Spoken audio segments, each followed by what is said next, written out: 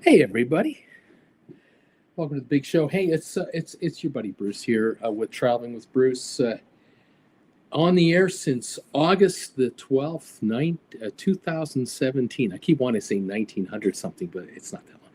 It's it's August from 2017. I've been doing this, and it's a pleasure to be with you tonight. This is my original YouTube channel. Those of you who know me. I started here with Traveling with Bruce videos back then in the day, and everything changed from COVID, of course, and I created a second channel, which has kind of taken over my life. Stock Markets with Bruce. That one is we'll call that the breadwinner. And so I'm only on Monday nights now, hanging out with you guys. But pleasure to be here, and it's great to see old friends and familiar faces and familiar names. Thank you all for hanging out with the channel. Got a little bit of news for you that came out today and the other day, and I'll bring that up. Also have some thoughts on a few things. The older I get, the more of an old man I become. And just kind of let you know what I think about what's going on out there. Welcome all to the program, and I hope you had a great week. Hope you had a wonderful Thanksgiving. Those of you from the U.S., most of you watching me are from America. I sure hope you had a great Thanksgiving. Jen and I had a wonderful Thanksgiving. I took Thursday off because the stock market was closed in the U.S., so that gave me a day off. Today I had a lovely little thing happen. Jennifer and I were at the Costco here in Calgary, Alberta, Canada, and got into the bakery area, and I found some bagels, and I was walking around, and all of a sudden, out of the corner of my eye, I saw pies, and I looked over and I saw some apple pies, which normally Costco has, but beside the apple pies were about 10 Costco pumpkin pies. So it was obvious what was going on. Costco had made pumpkin pies for the Americans living in Calgary who are Costco members for their Thanksgiving. And well, I jumped and grabbed one of those babies. The gigantic pumpkin pie from Costco is $6.99 Canadian. That is such a deal. That's like $4.50 American for a massive pie. In America, you buy a pumpkin pie, it's $6.99 US usually at Costco.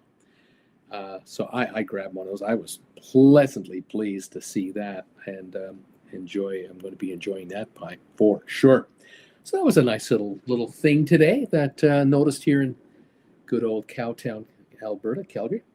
So again, all of you who had a wonderful rest and an opportunity to meet family and friends and share some good old eats. Hope you did well. Hope it all worked out for you. If you are able to, try my poll question today. I've got that thing running right now. If you want to let us know or let me know your thoughts, I'm asking today. The question of the day today is, how many cruises have you taken in your lifetime? 1 to 5, 6 to 10, over 10, or none. So if you're watching this show here, you see that poll question up there, give it a shot. Let me know how many cruises have you been on, and I'll keep an eye on the results as they kind of trickle through. Thanks again for those of you who are here giving the show a thumbs ups. Appreciate that very much. It all helps, and we have 9 already, so thank you very much. The thumbs ups are trickling through. Fabulous. All right, thank you one and all for joining me today here from Calgary, Alberta. Jennifer and I are heading south in 29 days, so I think it's the Tuesday or Wednesday. We fly out on Jan 1. That's the day we're flying to Palm Springs, California. And we will be spending majority of the winter there. We can't wait. Jan 1 is Wednesday, New Year's Day. That's the day we're flying into Palm Springs, California. And we will be in the desert for until the end of May. So we're putting in the full 5 months, and we'll be back here May 31, I think, and away we go. So yeah, looking forward to that trip. We're counting the days here in Calgary. We got a bit of a break today on the weather. We've had 2 solid weeks of very, very cold weather. The highs in Fahrenheit, 5 to 10 degrees, really. That's about all we've been mustering. Today we hit 38, so we did great today. 38. Tomorrow, 40, and then 34 on Wednesday. But on Thursday, 41, Friday, 40, Saturday, we're hitting 44 degrees.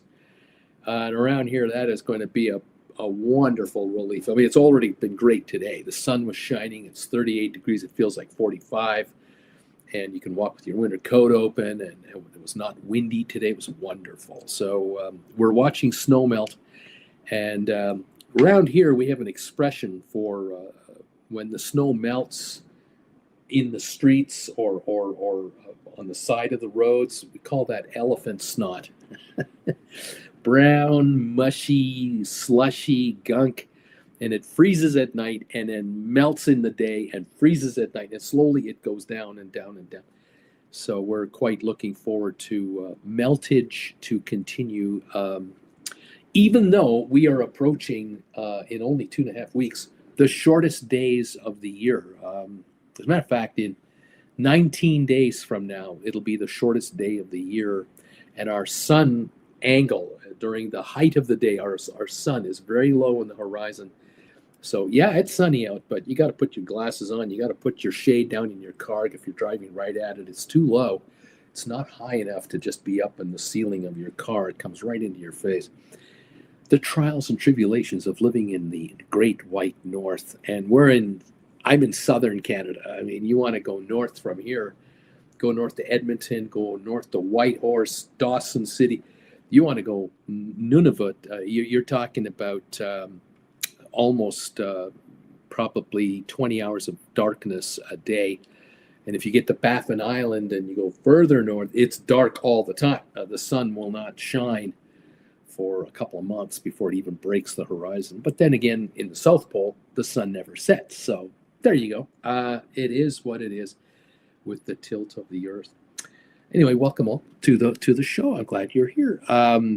Tom Henry, hello everybody. We're here from our southern home in Port Canaveral, watching our ship, Port Canaveral ship watching office right on top.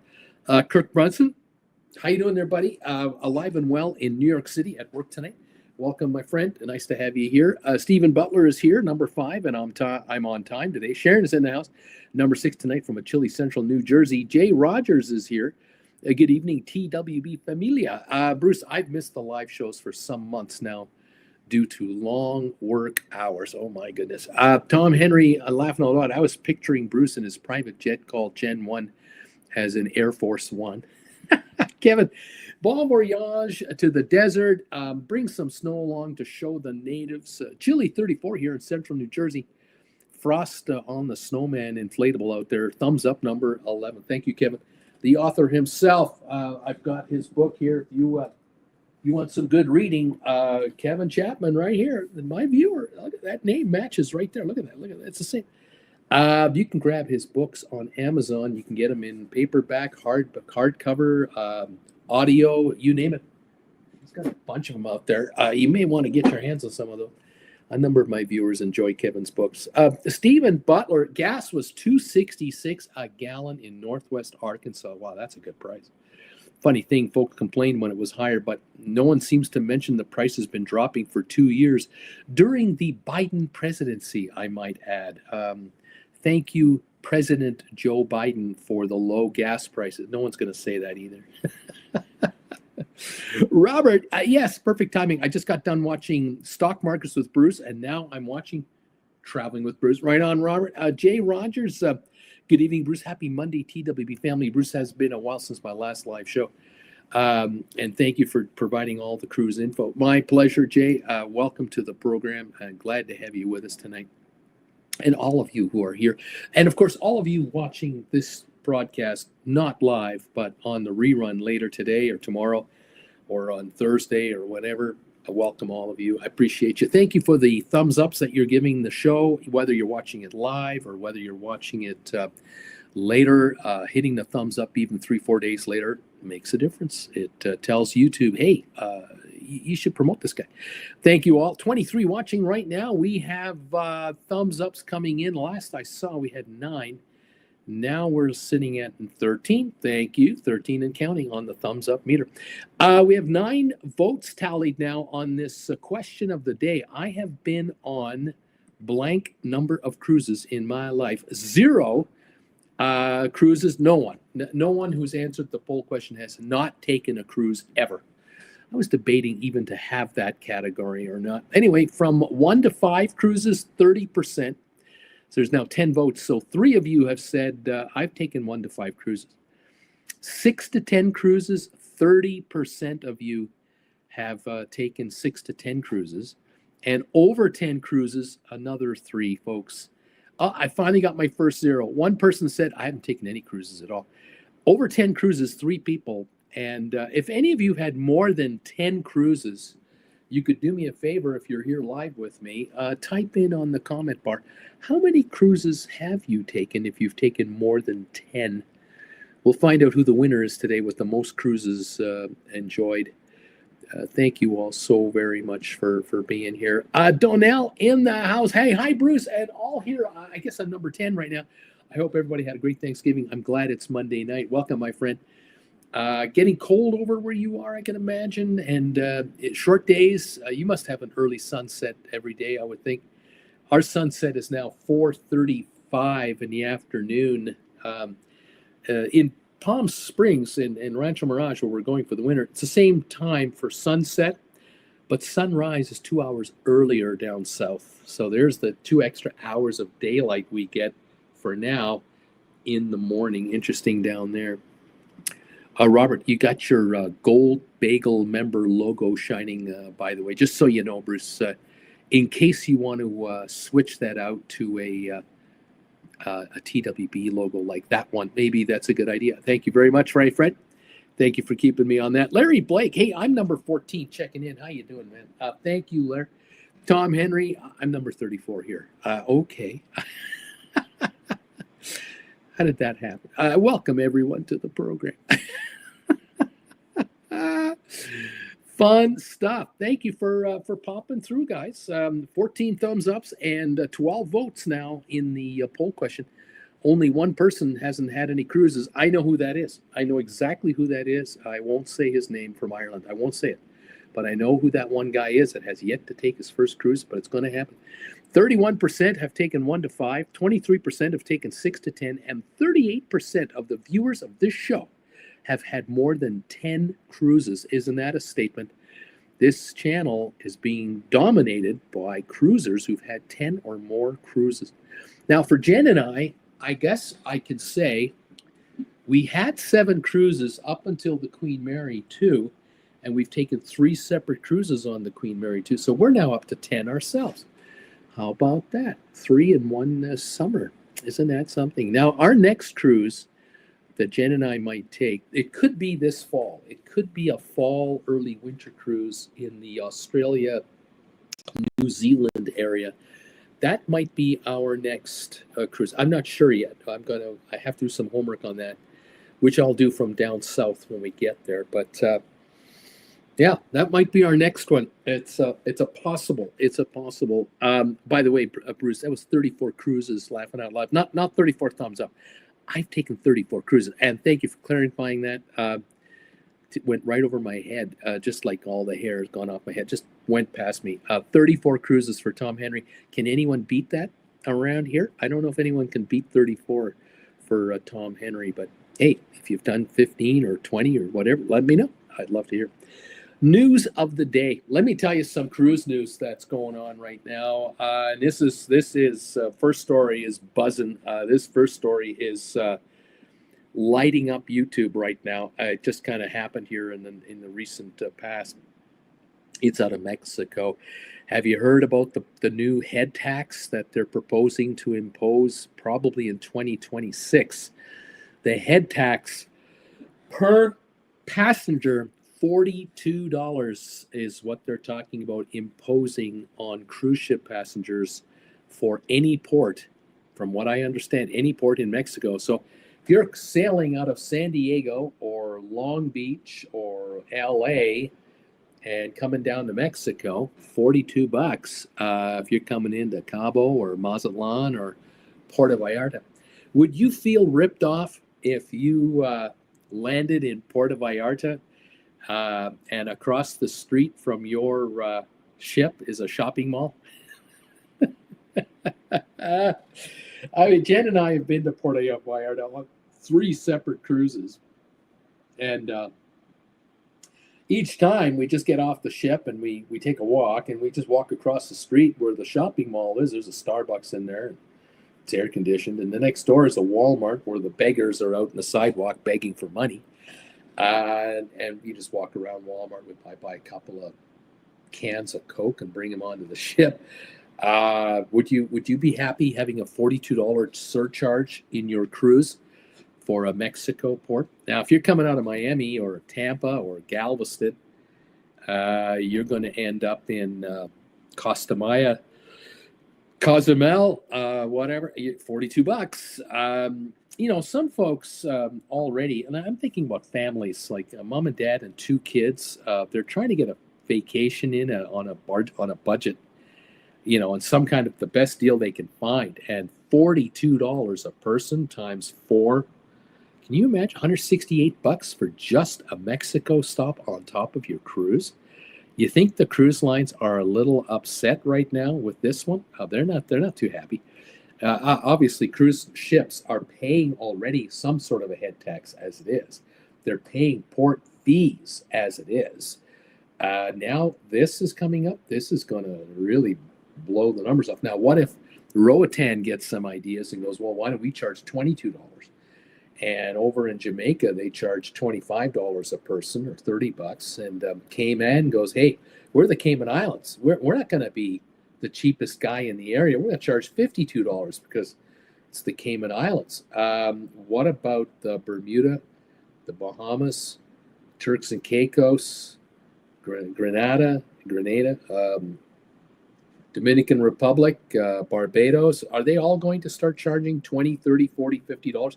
Can you imagine being on an 8-day cruise with 5 stops and having to cough up $200 a person in port charge fees times 4 family members? $800. I have a suspicion that the cruise line numbers are going to be greatly affected by this, or cruise itineraries are going to change more dramatically than you've ever imagined. And I expect there will be 4 and 5 day cruises that will go out and will only have 1 stop at the cheapest place they can stop at under the U.S. Maritime Act thing that they have to adhere to. You can't have a cruise from Miami back to Miami. You have to have a cruise from Miami to someplace, and then you can come back. There'll be only 1 stop. And of course, I can see Coco Key being the only stop on Royal Caribbean cruises. That makes all the sense in the world. Matter of fact, I could see a 5-day cruise where you get on the ship day 1, and then day 2 is a sea day. Day 3 is Coco Key. Day 4 is sea day, and day 5 is Miami. Or I see day 2 being Coco Key, day 3 being sea day, day 4 Coco Key, day 5 back to Miami. And that's all there is. And the passengers will be happy with that, actually. Because if the Bahamas has a $16 head tax to go to Coco Key, then it's only $32 a person, and that's the end of it. But I wonder if maybe there's only 1 stop at Coco Key, just going to be 1 day only, $16 each, and that's it. And the rest of the time you're on the ship until you get back to Miami. I really wonder about that. It should be interesting. Jeff Dynan is in the house from, I believe, Melbourne, Australia. How you doing there, buddy? Good day, Bruce and TWB viewers. Welcome, sir. Thank you for popping through today. Great to have you with me, as always. Lovely to see you. This is going to be something. How will the cruise lines react to this $42 charge from Mexico? It's the most expensive fee to go on shore in all of the Caribbean that I'm aware of. I don't know of anywhere else where it's this expensive. But I kind of wonder if this is only the beginning of something worse, where the cruise lines are battling this issue. Now, look, I get it. If you're the country of Mexico, first of all, you got to ask yourself a couple of questions. If you're Mexico, all right. Here's I think Cozumel, if I'm not mistaken. What have you got to lose? I think that's the first question you ask.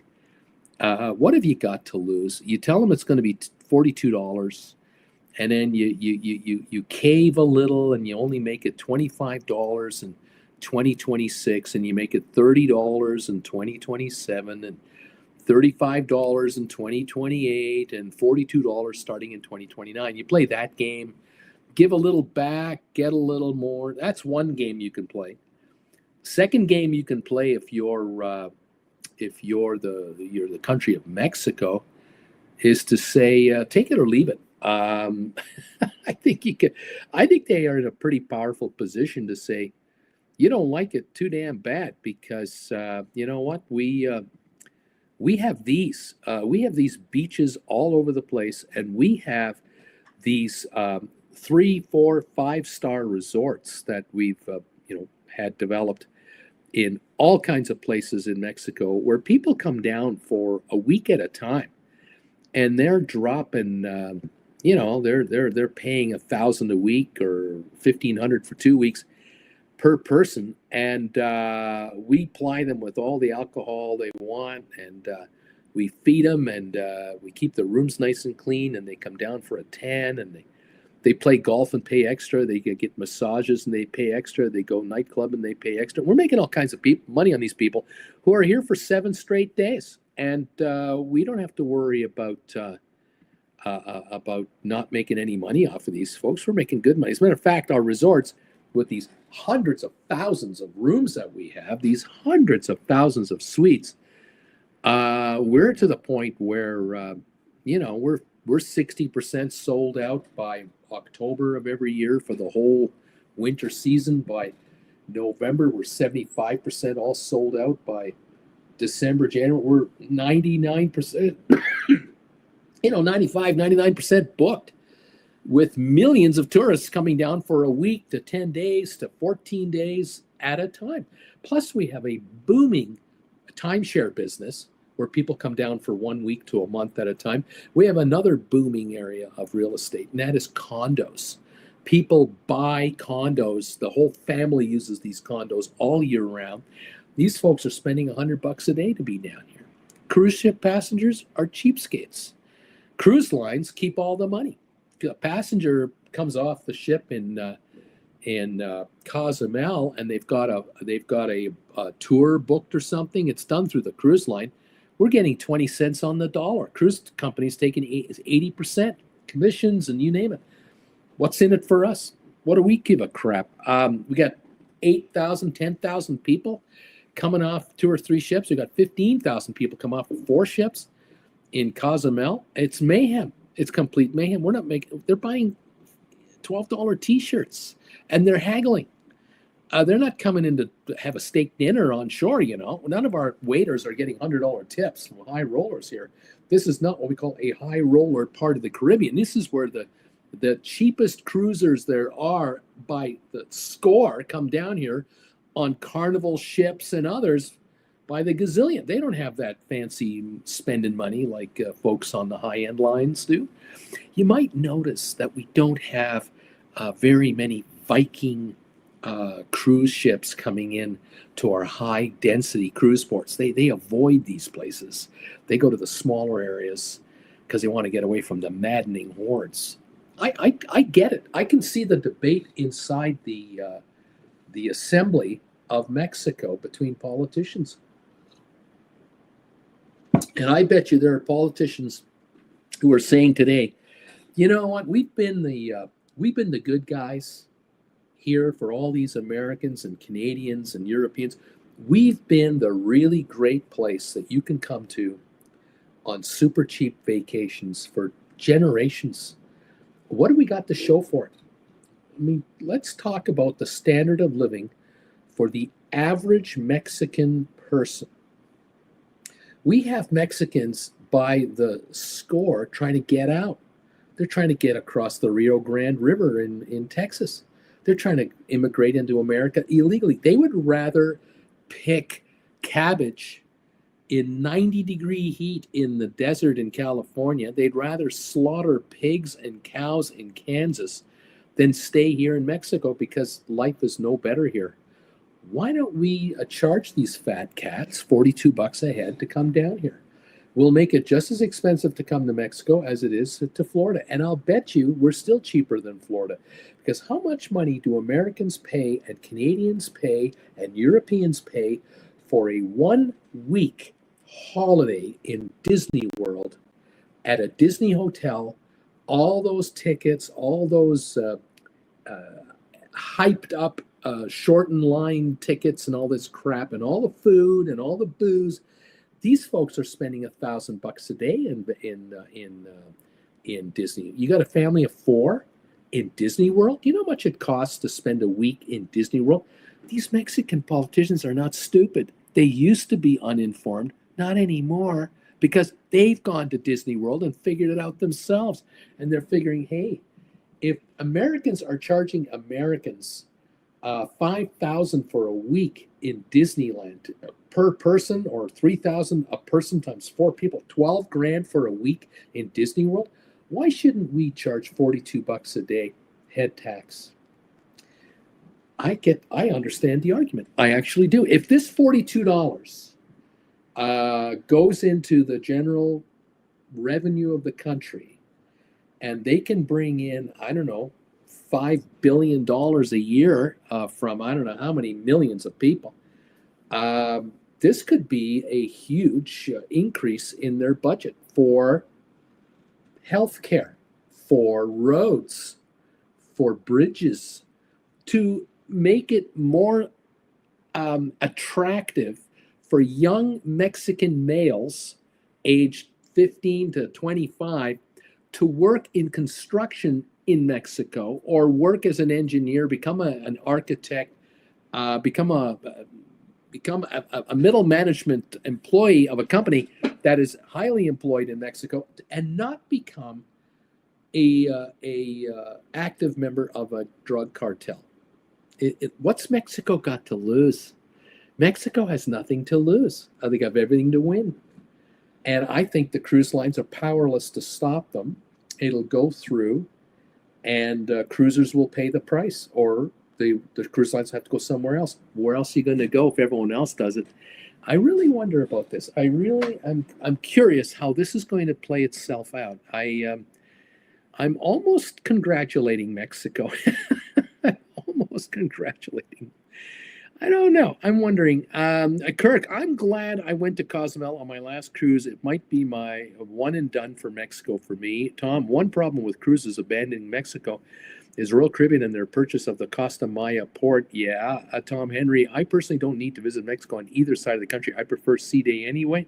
Sharon, I saw an article in Bermuda's Royal Gazette recently that referred to MSC travelers as the $5 magnet people. Fridge magnet buyers. Oh, absolutely. Jennifer and I were in Cozumel back in 2015, got off the ship for about 2 hours, walked through the shopping mall, saw the vendors on carts and stuff, and in the stores. And every second, third one had all this T-shirts and teddy bears and all kinds of crap, all with NFL logos on it, all illegal. None of it licensed. It's all knockoff stuff, poor quality, garbage stuff. Jen was offended to see her Pittsburgh Steeler logo butchered on product. She was not happy. What are you going to do? But she got it. She knows why. Yeah, $5 magnet people. Oh, no question. This has been a debate in the Cayman Islands for 25 years. When Jen and I and Jen Jr. lived in the Cayman Islands, Monday to Saturdays, the island was jam-packed full of visitors, cruise ship visitors. And the only winners, I mean, the stores that were making the money really were the T-shirt shops that on Sundays were closed because no Caymanian would go near these guys.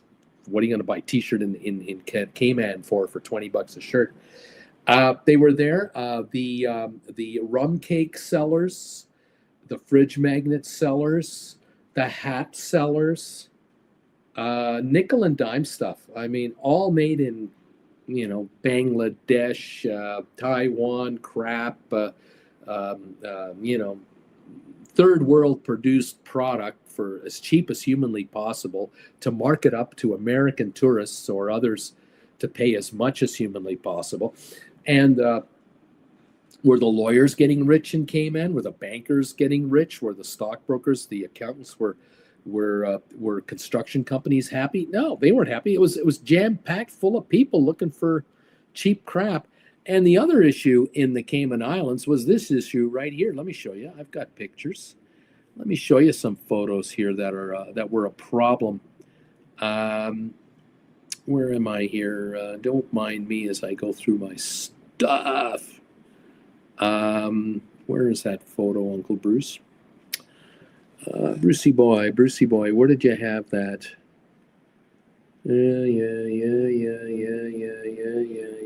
Yeah. Here we go. Okay, here's Stingray City in the Cayman Islands. This was. I have been here with only 2 boats. When only 2 boats were here, I was here. But this is a typical scene when when 3 or 4 or 5 cruise ships come in and 15, 16,000 people get off. Each of those larger boats over there have 40 to 50 people each on them, and they jump into the water, and you see the circles of them over here, and they're feeding the stingrays, so they come around, and then they have an employee grab a stingray and hold it up so you can touch it. It's just abuse of the species. It's absolutely pathetic. The water here is 4 feet deep, 3 feet deep, 2 feet deep, and it's just sad. It's really a sad thing. But these people are paying $60 to $100 each to be here for like an hour and a half. It's just a joke and a ripoff. And this is what Cayman has become in one respect. It's a sad display of what's going on. Not impressive at all. Yeah, not great. Something else. I thought I had another photo for you. Maybe I don't. You know what? Maybe I don't have another photo. I thought I might have had another photo, but maybe I don't have another photo. Yeah, interesting. Okay. I will show you this, though. Cruise lines, what they tell you and what they try to sell you to get you to buy a cruise versus the bitter reality is a night and day thing, right? Here's an example here. Here's a shot, an aerial, probably a drone picture of these floating houses that were built by Royal Caribbean in Coco Key. Well, you want one of these houses here with a water slide on the front of it with those umbrellas?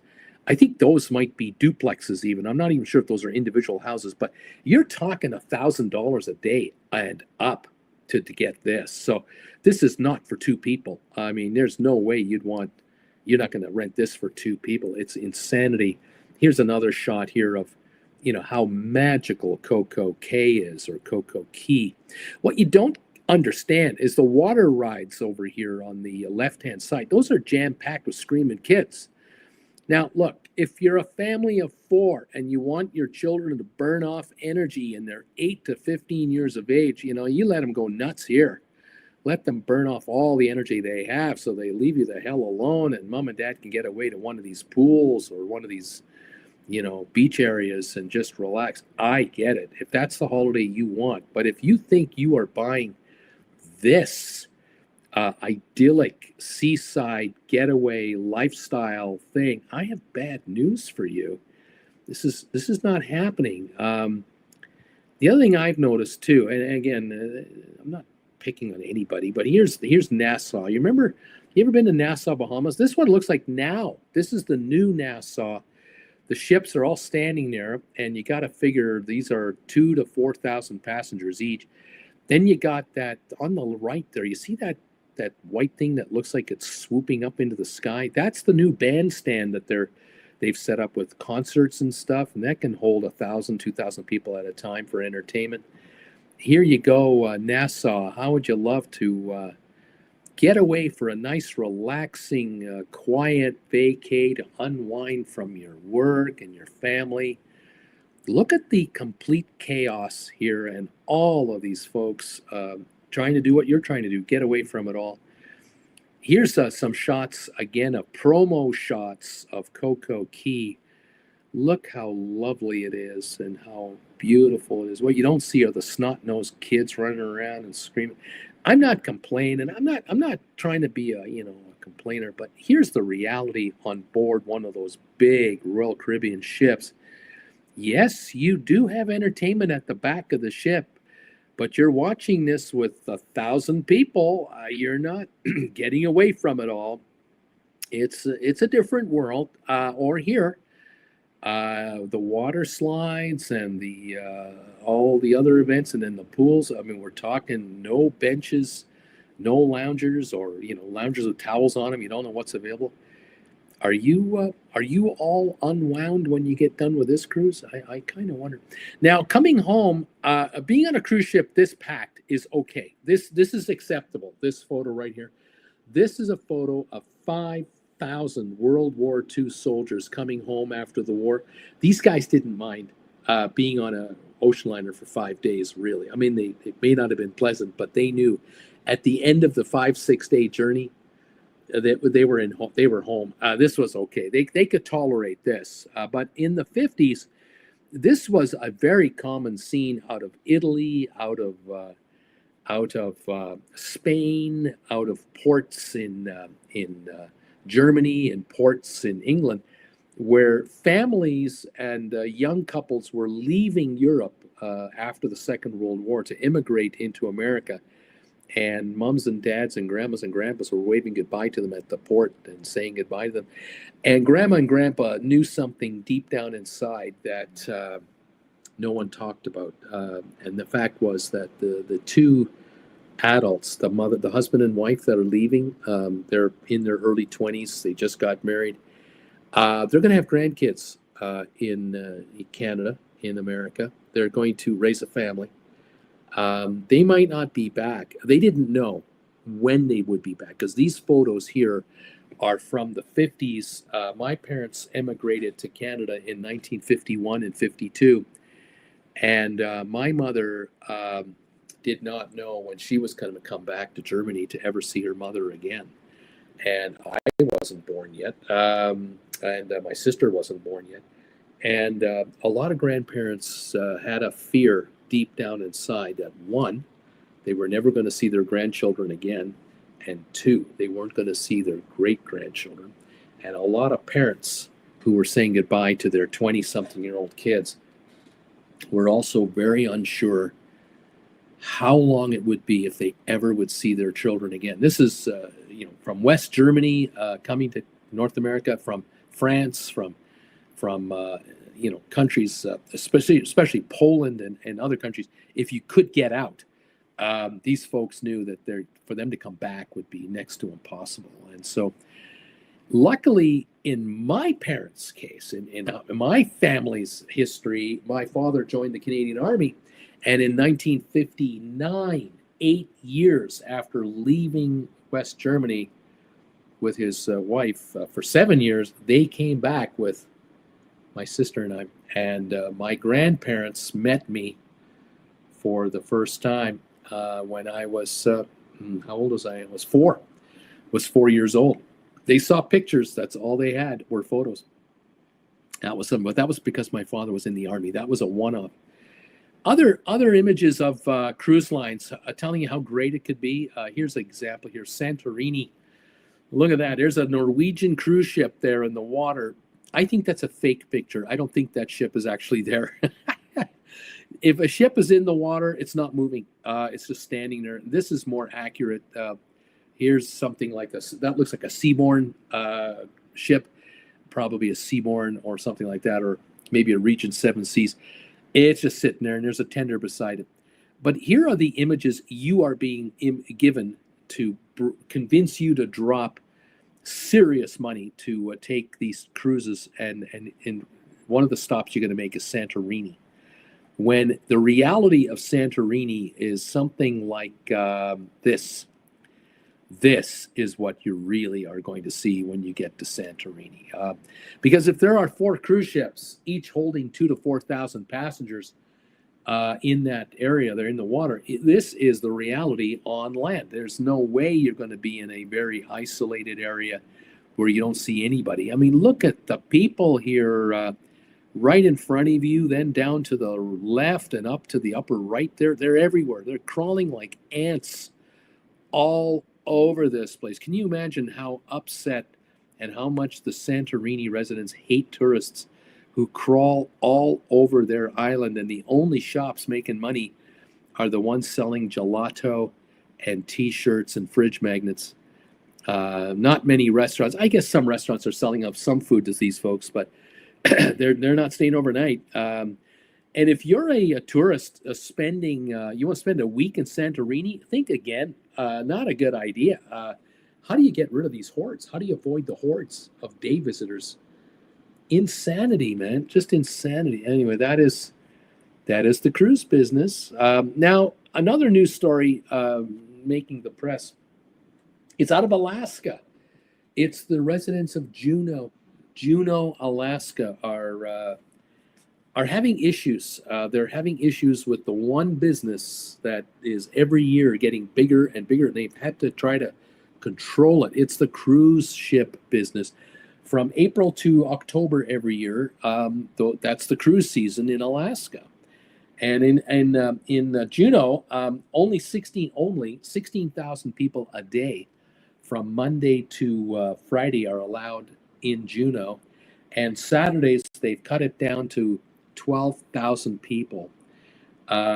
It's unbelievable the number of tourists that are flooding Juno. They're killing Juno by loving it to death. There was a proposition proposed. They wanted to propose a propositions limiting the number of passengers. First of all, they wanted to ban cruise ships on July the 4th. July the 4th is for Juno residents only, and no passengers on Saturdays, just Monday to Friday, and no passengers on Saturdays or Sundays. It failed 60 to 40%. It failed. And I know how. I know exactly how you defeat a measure like this. You put money up through your business pals, through the Chamber of Commerce, and you threaten the local council, town council, city council, with lost tax revenues that'll put the city budget into a hole. And the politicians in Juno, the state capital people, they freak out because the head tax is lost and all this spending is lost with income tax and sales tax and what have you. The retailers in downtown Juno, half of these guys, I bet you in those 4 months, 5 months, those retailers, here's Juno, by the way, those retailers are jewelry stores with cheap costume jewelry, bars selling beer. Here's a guy offering salmon fishing tours. Here's the hordes just at the pier itself. Here's downtown Juno. I mean, look at this place. The ones selling ice cream and the ones selling fridge magnets. The truck over there, those food trucks, they're happy. Oh, they're loving life. They're selling all kinds of garbage to the hordes that are coming through here. Here's another shot of downtown. Those stores, though, you want to rent a store for 5 or 6 months in downtown Juno to try to score some serious money off of those tourists who are looking to spend money, if that's what they're doing. You can't believe the rent. You can't fathom some of these stores, 10, 20, 30,000 a month in rent, 1,000 a day for the summer. Because in the winter, the stores are dark. There are no tourists in town in the winter. The stores are shut down, kept at 50-degree temperature. They get dusty. And then next spring, the landlord spruces it up, if he even does that, and rents it out to the costume jewelry guy who brings stuff in from Taiwan, China, Vietnam, Laos, South Korea, Bangladesh, India, Pakistan. They bring in the t-shirts, they bring in the garbage for 10 cents on the dollar and sock it to the passengers at top dollar to pay the rent and make themselves a couple of bucks. That's what cruising has come to in some areas of the world that are kind of close to us, actually, close to us. These are not far away, distant, exotic locations that you'll only ever see once in your life. I remember I did a program here one Monday night years ago. Must have been 5 6 years ago. It was one of my viewers. They sent me a private email, and they were reacting to a show I did, a live show, and they told me a lovely story about how when this individual was 8 years old, they were living in San Francisco, and his mother and father and sister went down to the docks in downtown Frisco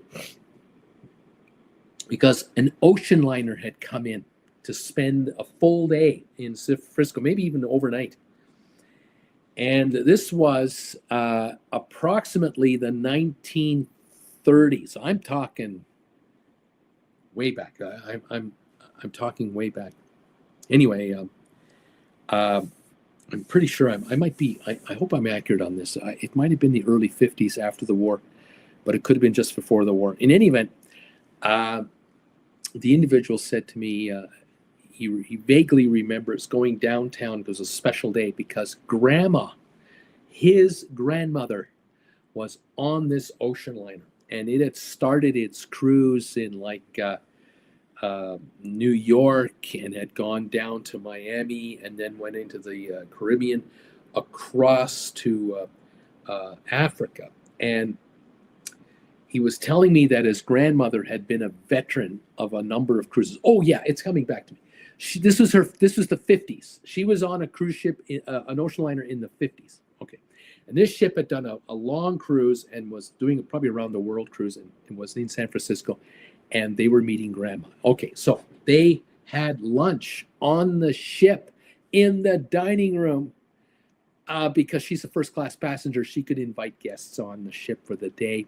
And they had lunch and they had dessert. And then the two kids were taken by one of the ship's staff to the onboard movie theater to see a movie, a matinee. And that allowed grandma and mom and dad to visit and talk adult talk and have a couple of martinis. And the kids could watch a movie in the theater. And they got popcorn and soda. It's all included. So this guy was just talking about all of that. But then he told me a story about grandma. He told me a story when grandma was a child. And so this is now going back to the early 1900s, probably in the 20s or so. This is probably 45, 50 years earlier. All right, so grandma was younger then, maybe in her teens. And family was well-to-do. Well, of course, because grandma's still traveling first class in the 50s. Anyway, family is well-to-do. And they get on a ship in, I think it was Miami, ocean liner. And this was a round-the-world cruise.